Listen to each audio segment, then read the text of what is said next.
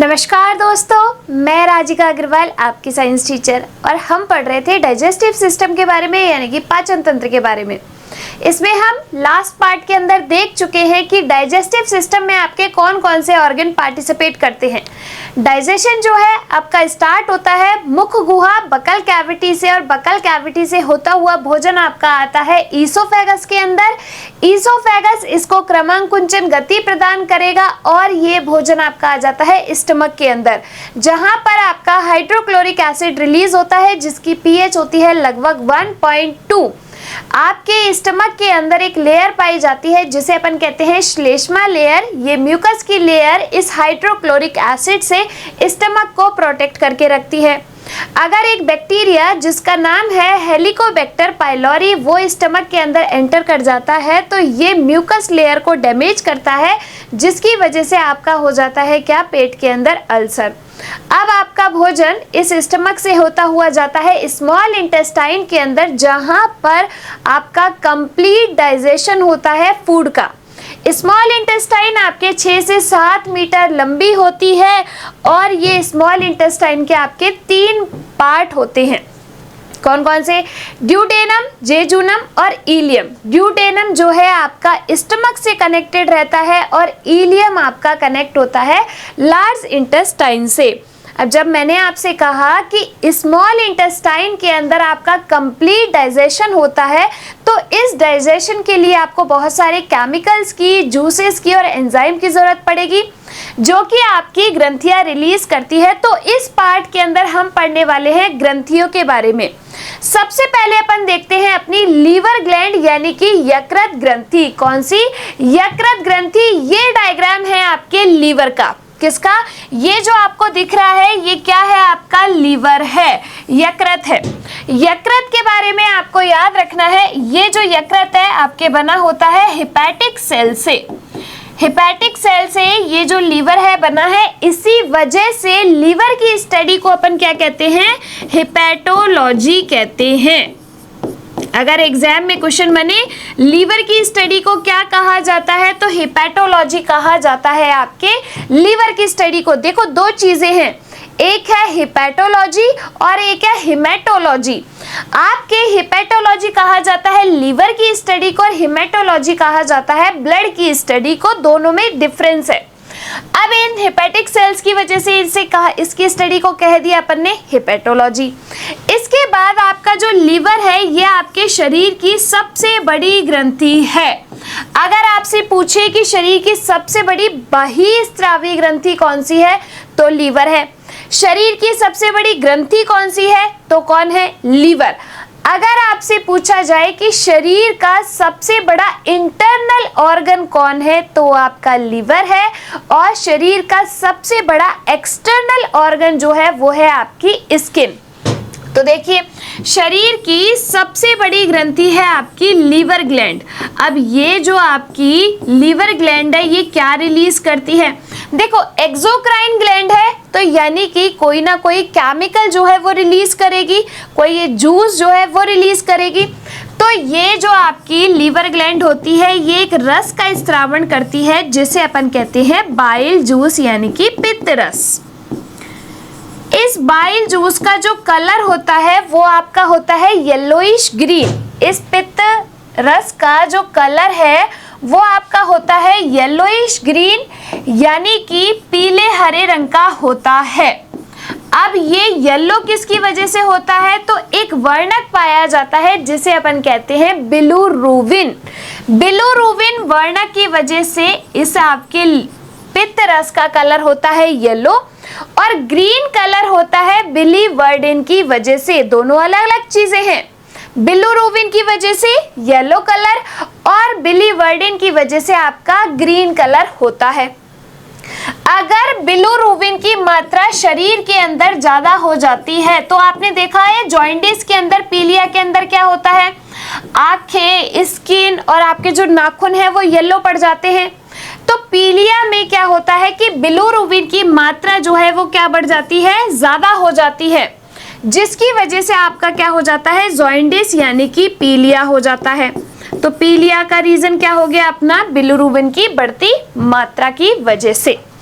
अब इस लीवर का, इस साथ साथ क्या काम होता है, तो ये जो आपका लीवर है वो करता है यूरिया का फॉर्मेशन। यूरिया का फॉर्मेशन करेगा आपका लीवर, यानी कि एक तरीके से ये आपका एक्सक्रीटरी ऑर्गन भी है, उत्सर्जी अंग भी है। आप लोग सोचते होंगे केवल अपनी किडनी जो है वही उत्सर्जी अंग है, नहीं, आपकी स्किन है, लीवर है, लंग्स हैं, ये भी आपके क्या है, एक्सक्रीटरी ऑर्गन है। अब इसने यूरिया का फॉर्मेशन किया तो यानी कि एक तरीके से आपकी बॉडी को क्या कर रहा है, ये डिटॉक्सिफाई कर रहा है। तो ये आपकी बॉडी को डिटॉक्सिफाई भी करता है लीवर। आ गई बात समझ में। अब इस पित्त रस का कार्य क्या होता है, जो बाइल जूस बना यहाँ पे लीवर ग्लैंड के अंदर, इस बाइल जूस का कार्य होता है जो भी आपका भोजन है उस अम्लीय भोजन को क्षारीय भोजन में परिवर्तित कर देता है पित्त रस। पित्त रस आपका बनेगा लीवर के अंदर, लेकिन ये जो पित्त रस है वो इकट्ठा कहाँ पर रहेगा, पित्ताशय के अंदर, यानी कि गॉल ब्लेडर के अंदर। तो ये जो आपको नजर आ रहा है ग्रीन से कलर का, ये क्या है, आपका गॉल ब्लेडर है, यानी कि पित्ताशय है जिसके अंदर आपका पित्त रस एकत्रित होता है। बच्चे अक्सर एग्जाम में ये गलती करते हैं या फिर ये कंफ्यूज्ड रहते हैं कि आपका जो पित्त रस है वो पित्ताशय बनाएगा, इसका नाम पित्ताशय, तो यही पित्त रस बनाएगा, नहीं, बनाएगा कौन, लीवर। इकट्ठा कहाँ पर रहेगा, गॉल ब्लेडर पित्ताशय के अंदर। तो आई के नहीं आई बात समझ में। ये आपकी लीवर क्या हो गई, एक्सोक्राइन ग्लैंड्स हो गई। चलिए, ये जो लीवर है ये आपके किसी भी तरह का एंजाइम जो है वो रिलीज नहीं करती है, केवल जूस रिलीज करेगी। साथ के साथ आपकी जो लीवर है किसी भी प्रकार का जब एंजाइम रिलीज नहीं करेगी, ये कुछ प्रकार का सॉल्ट जो है रिलीज करती है, इससे कुछ सॉल्ट निकलते हैं जो कि क्या करते हैं, इमल्सिफिकेशन करेंगे। तो देखिए क्या क्या अपन ने इसके बारे में पढ़ा, लीवर के बारे में, सबसे बड़ी बहिस्रावी ग्रंथि और शरीर की सबसे बड़ी ग्रंथि भी यही है, शरीर का सबसे बड़ा आंतरिक अंग भी यही है और शरीर का सबसे बड़ा बाह्य अंग आपका स्किन है। तो 1 से 1.7 किलोग्राम का जो है आपका इसका वजन होता है लीवर का। पित्त रस का वाइल जूस का स्त्रावण करेगी। इस पित्त रस का कलर जो होता है वो है येलोइश ग्रीन। येलो किसकी वजह से होता है, बिलिरुबिन की वजह से, और ग्रीन किसकी वजह से होता है, बिलीवर्डिन की वजह से आपका ये जो है कैसे कलर का होता है, हरे कलर का होता है। इस पित्त रस की जो पीएच है वो कितनी है, 7.9 to 8.5 होती है। तो ये क्या करेगा, ये आपके अम्लीय भोजन को क्षारीय भोजन में परिवर्तित कर देगा। आई के नहीं आई बात समझ में। आगे देखो, ये जो आपका पित्त रस है ये एकत्रित कहाँ पर रहेगा, गॉल ब्लेडर के अंदर, यानी कि पित्ताशय के अंदर। लीवर में कोई भी एंजाइम उपस्थित नहीं होता है और ये क्या करता है, कुछ सॉल्ट होते हैं जो कि वसा का पाचन करते हैं। वसा का क्या कर दिया, इमल्सिफिकेशन कर दिया और इसको फैटी एसिड्स में बदल दिया, फैट को फैटी एसिड में, वसीय अम्लों में कन्वर्ट कर दिया। और कार्बोहाइड्रेट अपना किस में कन्वर्ट हो गया, ग्लूकोज के अंदर कन्वर्ट हो गया। आई के नहीं आई बात समझ में लीवर के बारे में ये सब। तो ये कुछ पॉइंट्स हैं जिनसे आपके लीवर के क्वेश्चन बनते हैं। साथ के साथ कुछ अलग से पॉइंट कि यकृत में आपका जो ग्लूकोज है वो ग्लाइकोजन के रूप में एकत्रित रहता है। आपके एग्जाम में बनने वाला सबसे ज्यादा क्वेश्चन कि जो आपका ग्लूकोज है वो किस फॉर्म में स्टोर्ड रहता है बॉडी में, तो किस फॉर्म में स्टोर्ड रहता है, आपके ग्लाइकोजन की फॉर्म में। किस फॉर्म में, ग्लाइकोजन की फॉर्म में। अब ये जो आपका ग्लाइकोजन है ये एकत्रित कहाँ पर रहता है, स्टोर्ड कहाँ पर रहता है, तो लीवर में और मसल्स में, यहाँ पर आपका ग्लाइकोजन स्टोर्ड रहता है। आई के नहीं आई बात समझ में। अब आप कहेंगे कि इस ग्लूकोज को ग्लाइकोजन में परिवर्तित करने का काम किसने किया, तो अभी हम जस्ट आगे पढ़ने वाले हैं अग्नाशय ग्रंथि, पेनक्रियास ग्लैंड। इस पेनक्रियास ग्लैंड के द्वारा एक हार्मोन रिलीज होता है, इंसुलिन हार्मोन, जो कि क्या करेगा, इस ग्लूकोज को ग्लाइकोजन में परिवर्तित कर देगा। अब ये ग्लाइकोजन की फॉर्म में स्टोर्ड रहेगा। अब अपन की बॉडी को जब ग्लूकोज की रिक्वायरमेंट होगी तो एक और हार्मोन है जो कि आपके पैनक्रियाटिक ग्लैंड के द्वारा रिलीज होता है। वो कौन सा हार्मोन है? तो वो है आपका ग्लूकागॉन, जो कि क्या करेगा, ग्लाइकोजन को ग्लूकोज में परिवर्तित कर देगा। ठीक है, देखिए तो यूरिया का निर्माण हो गया कहां पर? इस लीवर के अंदर। शरीर को डिटॉक्सिफाई कर दिया इसने। और लीवर में कुछ सेल्स और होती हैं, जैसे आपके हिपैटिक सेल से लीवर बना हुआ है, इसमें कुछ और कोशिकाएं भी पाई जाती है जिन्हें अपन कहते हैं कुफर सेल्स। क्या कहा जाता है? कुफर सेल्स कहा जाता है, कुफर कोशिकाएं कहा जाता है। ये कुफर कोशिकाएं आपकी क्या करती है? लीवर है ना, वो आपका एक तरीके से हीरो है। जैसे हीरो में कितने ही चाकू पड़ जाते हैं, लेकिन वो फिर से उठ के खड़ा हो जाता है, विलन को मार देता है, होता है ऐसा। ऐसे ही आपका जो लीवर है उसमें एक चाकू मार दो, यानी कि उसकी सेल्स अगर टूट जाती है, लीवर आपका टूट जाता है, कट जाता है, तो उसमें एक पावर होती है खुद को रीजनरेट करने की। तो आपकी बॉडी का हीरो कौन हुआ? लीवर हुआ, खुद को रीजनरेट कर लेगी। अब कौन सी कोशिकाएं हैं जो खुद को रीजनरेट करती हैं? तो ये होती हैं आपकी कुफर कोशिकाएं। अब ये कुफर, आपने सुना होगा कि उसका तो लीवर डैमेज हो गया, फिर आप कह रहे हैं कि मैम जब ये रीजनरेट कर लेता है तो डैमेज कैसे हुआ लीवर? इसका भी तो कोई लॉजिक होगा। देखो, हर एक इंसान की एक लिमिट होती है, हर एक चीज की एक लिमिट होती है। अगर वो चीज आपके लिमिट से ऊपर जाए तो आपके बिल्कुल पानी सर से जाने लगता है। ऐसे ही अगर आपने बहुत ज्यादा एक्सेसिव अमाउंट में क्या किया, अगर आपने एक्सेसिव अमाउंट में अल्कोहल लिया, या फिर आपने ले लिया क्या, पॉइजन, जहर खा लिया मान लीजिए, तो आपके ये क्या करेगा, पॉइजन और अल्कोहल, ये आपकी कुफर सेल्स को डैमेज कर देगा।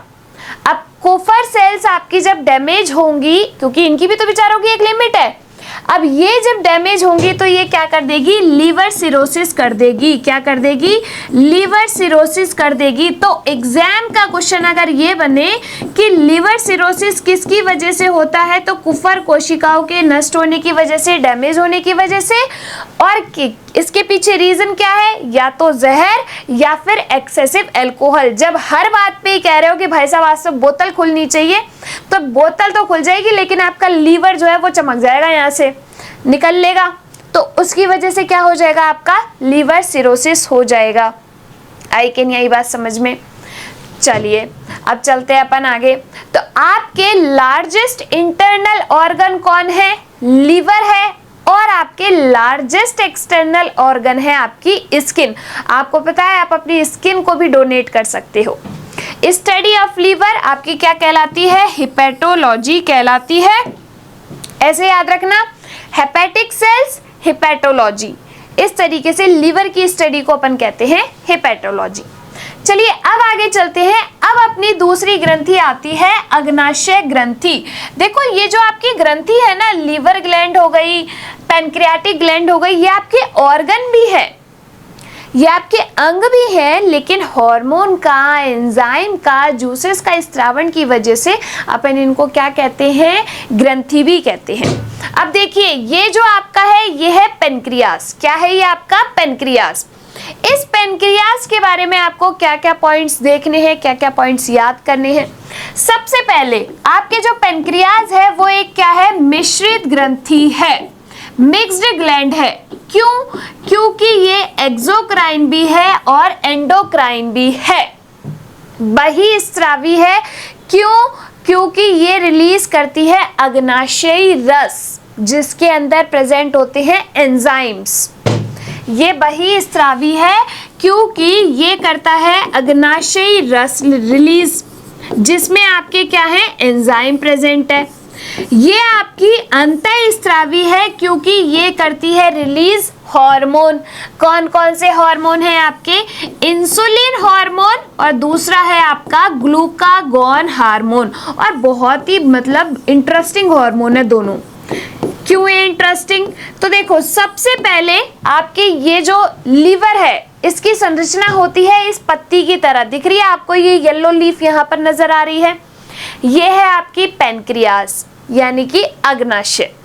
अब देखिए, ये जो आपकी पेनक्रियाज है इसकी खोज की थी लैंगरहैंस नामक एक आदमी ने, तो इसीलिए इसकी कोशिकाओं को कहा जाता है लैंगरहैंस द्वीप कोशिकाएं। क्या कहा जाता है? इसकी कोशिकाओं को कहा जाता है लैंगरहैंस द्वीप कोशिकाएं।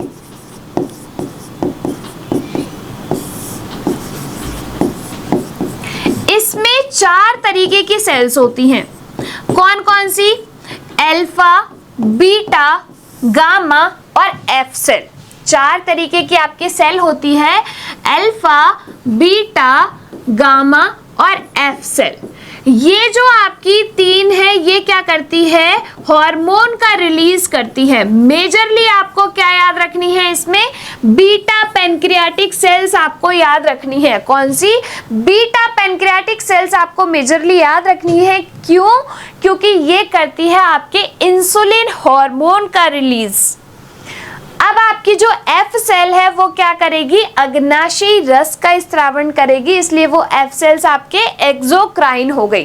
ठीक है, ये आपकी 4 तरीके की सेल। फर्स्ट आपको जो मेजरली याद रखनी है वो है बीटा पैनक्रियाटिक सेल। अब देखो, ये आपके 2 हार्मोन रिलीज कर रही है। एक है आपका इंसुलिन हार्मोन और दूसरा है ग्लूकागॉन हार्मोन। इन दोनों का रोल क्या होता है? जो आपका इंसुलिन हार्मोन है वो ब्लड शुगर लेवल को कंट्रोल करता है, रक्त शर्करा के जो लेवल है उसको कंट्रोल करता है। दूसरा क्या करेगा? ये जो है ग्लूकोज को ग्लाइकोजन में परिवर्तित कर देगा। अब ये जो ग्लाइकोजन है ये आपका स्टोर्ड कहाँ पर रहेगा? अभी अभी बताया आपको, लीवर के अंदर और मसल्स के अंदर ये ग्लाइकोजन अपना स्टोर्ड रहेगा। तो ये किसने कन्वर्ट किया? इंसुलिन ने किया। अब देखो, अगर आपके इंसुलिन की कमी हो जाती है तो ग्लूकोज का लेवल जो है वो बढ़ जाता है। इंसुलिन आपका कम हुआ और ग्लूकोज आपका बढ़ गया। अब भाई ब्लड के अंदर मीठा मीठा मीठा हो रहा है, तो यानी कि आपको क्या हो गई? मधुमेह रोग हो जाता है। इंसुलिन की कमी से होने वाला जो रोग है वो है आपका मधुमेह, यानी कि डायबिटीज, क्योंकि ग्लूकोज का लेवल इसमें क्या हो गया? बढ़ गया। अब देखिए, आपकी बॉडी को ग्लूकोज चाहिए भाई, एनर्जी चाहिए, तो ग्लाइकोजन से वापस ग्लूकोज में कन्वर्ट करने का काम कौन करेगा? तो आपका ग्लूकागॉन हार्मोन करेगा। ये ग्लूकागॉन हार्मोन का फंक्शन क्या होता है? तो ये जो आपका ग्लूकागॉन हार्मोन है ये रक्त शर्करा के लेवल को बहुत कम होने से बचाता है। रक्त शर्करा के लेवल को बहुत कम होने से बचाता है।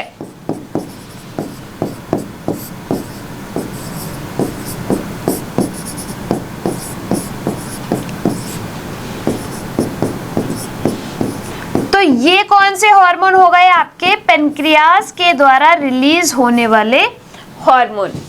अब देखिए, ये जो पेनक्रियाज है वो आपकी एक्सोक्राइन भी है, यानी कि अग्नाशयी रस जो है वो भी रिलीज करेगी।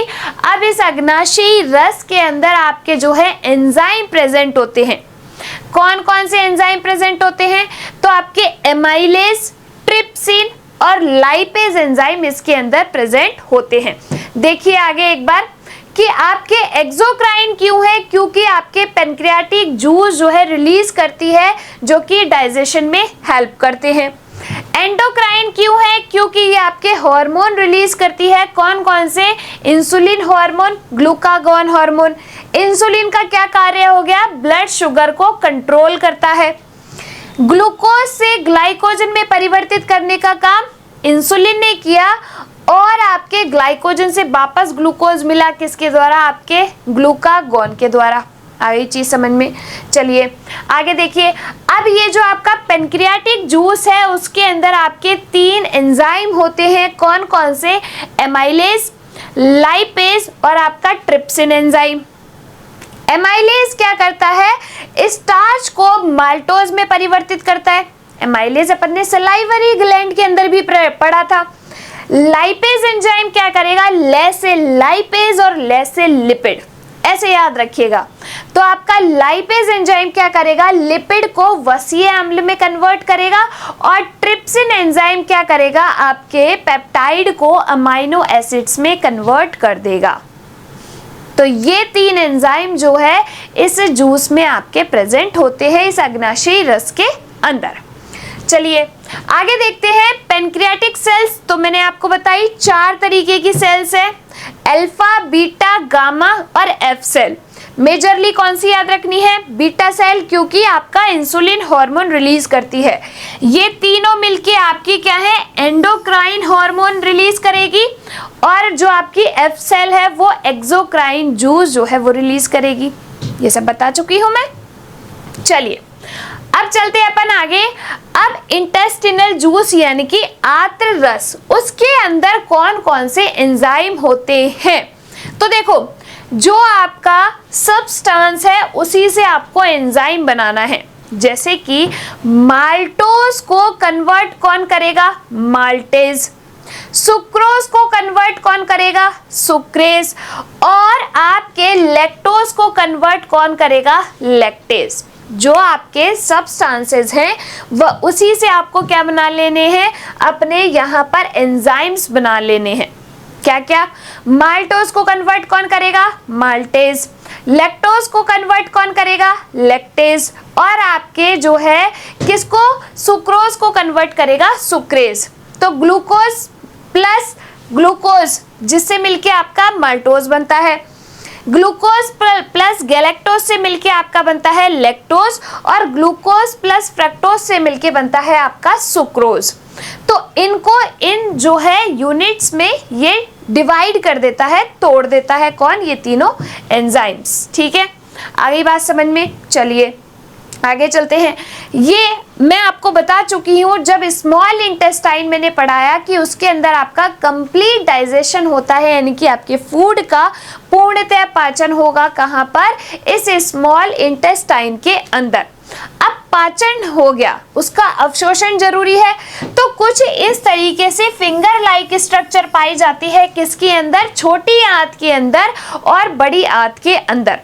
एग्जाम में क्वेश्चन क्या बना था एक बार एसएससी के में, कि आपके विलाई जो है प्रेजेंट होती हैं। 4 ऑर्गन के नाम दिए थे जिसमें आपका छोटी आंत था, बड़ी आंत उसमें ऑप्शन नहीं दिया हुआ था। अगर आपके जो है क्वेश्चन पूछेगा तो उसमें या तो छोटी आंत लिखा हुआ होगा या बड़ी आंत लिखा हुआ होगा, क्योंकि इन दोनों में ही आपके फिंगर लाइक स्ट्रक्चर पाई जाती है, जिन्हें अपन क्या कहते हैं, विलाय कहते हैं। तो ये क्या करेगा, आपका जो फूड डाइजेस्ट होगा उसको अवशोषित करने का काम कर लेती है ये विलाय। अब आपका भोजन पच गया और गया आगे कहां पर, लार्ज इंटेस्टाइन के अंदर। कहां, लार्ज इंटेस्टाइन में, यानी कि बड़ी आंत में। इस बड़ी आंत के आपके 3 भाग होते हैं, कौन कौन से, सीकम, कोलोन और रेक्टम। ये जो आपका सीकम वाला पार्ट होता है वो कनेक्टेड होता है आपका छोटी आंत से, स्मॉल इंटेस्टाइन से, और ये जो रेक्टम है आगे जाके खुल जाता है एनएस में। तो ये जो आपको नजर आ रहा है ये है आपका रेक्टम, आगे जाके खुलेगा एनएस में। इस लार्ज इंटेस्टाइन के अंदर, ये आपकी जो लार्ज इंटेस्टाइन है इसके अंदर भी आपके फिंगर लाइक स्ट्रक्चर पाई जाती है, जिन्हें अपन कहते हैं विलाय। ये विलाय क्या करेगी, इस लार्ज इंटेस्टाइन के अंदर जल का अवशोषण करेगी। तो अगर आपसे क्वेश्चन पूछे, और इसमें से यही क्वेश्चन बनेगा लार्ज इंटेस्टाइन में, कि आपके जल का अवशोषण कहां पर होता है, या फिर आपसे क्वेश्चन पूछेगा कि लार्ज इंटेस्टाइन का क्या फंक्शन है, तो क्या फंक्शन है, जल के अवशोषण का कार्य करेगी आपकी लार्ज इंटेस्टाइन। आई कि नहीं आई बात समझ में। अब जल का अवशोषण भी हो गया, अब जो है वेस्ट मटेरियल आपका आगे की साइड जो है सरका दिया जाएगा। तो आपकी जो लार्ज इंटेस्टाइन है 1 to 1.5 मीटर लंबी होती है, डायमीटर होता है 3 इंच। इसके 3 भाग होते हैं, सीकम, कोलोन, रेक्टम। एग्जाम में पूछा गया है एक बार कि सीकम कोलोन किसके भाग है, तो किसके भाग है, ये आपके लार्ज इंटेस्टाइन के। चलिए आगे देखिए, अब कुछ है आपके last disease of digestive system की आपके डाइजेस्टिव सिस्टम से रिलेटेड कौन कौन सी डिजीज है। आपके डिजीज में एक क्वेश्चन आया हुआ है कि जो निम्न में से कौन सी डिजीज आपके विटामिन से रिलेटेड नहीं है। ये क्वेश्चन एग्जाम के अंदर पूछा गया है और उसमें एक ऑप्शन दिया हुआ था IBS। ये जो आपका IBS है ये आपकी लार्ज इंटेस्टाइन से रिलेटेड डिजीज है। किससे? लार्ज इंटेस्टाइन से रिलेटेड, बड़ी आंत से रिलेटेड आपकी एक डिजीज है IBS, जिसकी फुल फॉर्म है इरिटेबल बाउल सिंड्रोम। ठीक है, तो देखिए पहली आपकी जॉइंडिस किसकी वजह से होगा? बिलिरुबिन की मात्रा अधिक होने की वजह से हो जाता है जॉइंडिस, जिसमें आपके जो है आंखें, नाखून, स्किन येलो पड़ने लग जाती है। दूसरी डिजीज है आपकी IBS इरिटेबल बाउल सिंड्रोम, किससे रिलेटेड है? लार्ज इंटेस्टाइन से। एब्डोमिनल पेन, ये इसके क्या है? कुछ सिम्टम्स है, लक्षण है। डायरिया और कब्ज, ये सारी जो है दिक्कतें इसके अंदर होने लगती है IBS के अंदर। हुई कि नहीं हुई भाई साहब याद? और यहाँ पे अपना कंप्लीट हुआ डाइजेस्टिव सिस्टम। देखो कहाँ से स्टार्ट हुआ, अपन ने क्या क्या पढ़ा कल, यानी कि लास्ट क्लास के अंदर हम पढ़ चुके थे किसके बारे में? लास्ट क्लास में अपन ने पढ़ लिया जो है सारे ऑर्गन के बारे में। आज की क्लास में अपन ने देखा अग्नाशय ग्रंथि, यकृत ग्रंथि और इनके एंजाइम्स। तो सबसे पहली चीज आपकी लीवर ग्लैंड, यकृत ग्रंथि बाइल जूस का स्रावन करेगी। शरीर की सबसे बड़ी ग्रंथि है, शरीर की सबसे बड़ी बहिस्रावी ग्रंथि भी है। शरीर का सबसे बड़ा इंटरनल ऑर्गन है आपका यकृत। इस यकृत जो है किससे बना है? हेपेटिक सेल से। इसकी स्टडी को क्या कहा जाता है? हेपेटोलॉजी। दूसरी इसमें कौन सी कोशिकाएं होती है? कुफर सेल्स। अगर एक्सेसिव अमाउंट में अल्कोहल लिया या फिर पॉइजन ले लिया तो कुफर कोशिकाएं नष्ट होने लगती है, जिसकी वजह से हुआ लीवर सिरोसिस। बाइल जूस का इसने स्रावन किया। ये जो बाइल जूस है इसका कलर होता है येलोइश ग्रीन। येलो होता है बिलिरुबिन की वजह से और आपका हरा होता है बिलीवर्डिन की वजह से। पित्त रस का कार्य क्या होता है? अम्लीय भोजन को क्षारीय बनाता है। ये हुआ आपके लीवर के बारे में। फिर है आपके पेनक्रियाज यानी कि पेनक्रियाटिक ग्लैंड, अग्नाशयी ग्रंथि, मिश्रित ग्रंथि है। एक्सोक्राइन क्योंकि आपके रिलीज करती है अग्नाशयी रस। एंडोक्राइन क्योंकि दो हार्मोन रिलीज, इंसुलिन और glucagon. Insulin hormone blood sugar level को कंट्रोल करता है, ग्लूकागॉन हार्मोन शुगर लेवल को बहुत कम होने से रोकता है। बीटा पेनक्रियाटिक सेल्स मेजरली याद रखनी है क्योंकि इंसुलिन हार्मोन रिलीज करती है। रेलवे में हजारों बार पूछा गया क्वेश्चन है ये आपका कि पेनक्रियाटिक ग्लैंड के द्वारा कौन सा हार्मोन रिलीज होता है, या फिर ये पूछा गया है इंसुलिन हार्मोन रिलीज किसके द्वारा होता है। रेलवे में बहुत ही बार पूछा गया है क्वेश्चन, तो याद रखना है ये।